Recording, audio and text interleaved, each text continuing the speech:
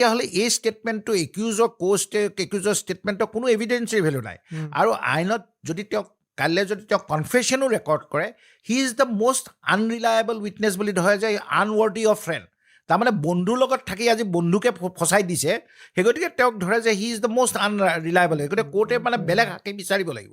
সেই গতিকে কালি যদি তেওঁ যদি এইটো কথা কৈছে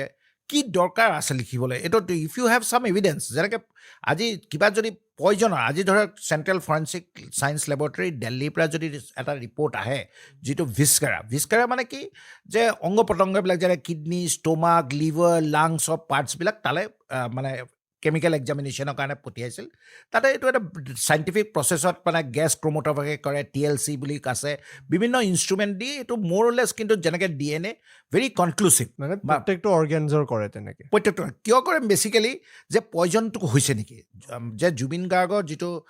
বডিটো পয়জন হৈছে নেকি